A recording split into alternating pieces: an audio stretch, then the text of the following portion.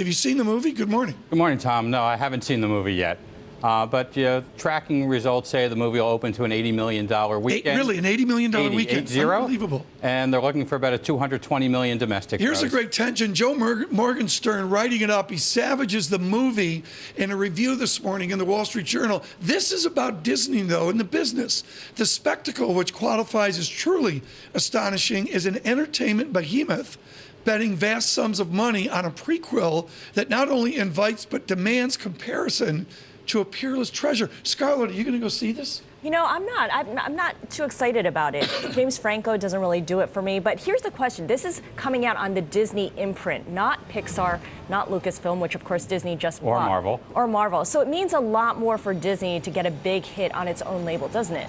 Well, not necessarily. I mean, I think Disney has that pride of ownership of Pixar, certainly, and even Marvel to some degree.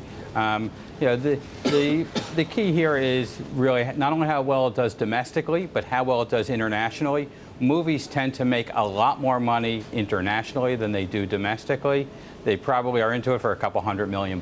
And it's because of reasons like this that Disney's strategy going forward is to really leverage off established brands, whether it's the Wizard of Oz or the Marvel superheroes, the Avengers or anyone else, and update it for a new audience. I mean, it did that by buying Lucasfilm and by buying Marvel. This is, in fact, the cover story of Bloomberg Businessweek this week. Is this a strategy that at some point audiences will get tired of?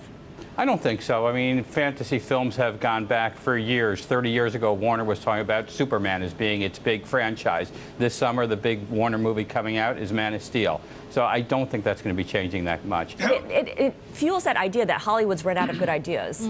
In fact, Disney's already has commissioned a script for a sequel to this Wonderful World of Oz. So they're already looking at the next one. How important are movies to Disney? We look at movies as risk. John Carter was such a failure for Disney. Does it really matter in the scheme of things when you have ESPN or all the other properties they have? I mean, ESPN is really the core of Disney. It's over half of the value of the company.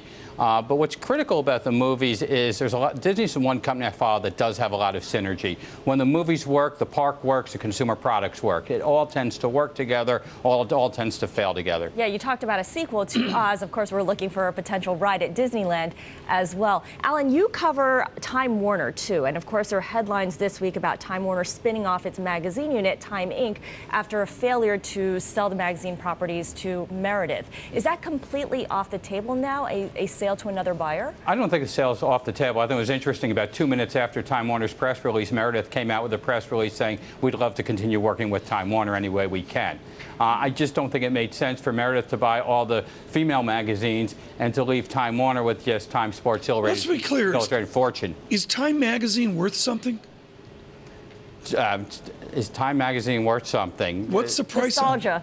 No, I'm serious. What is that property worth right now?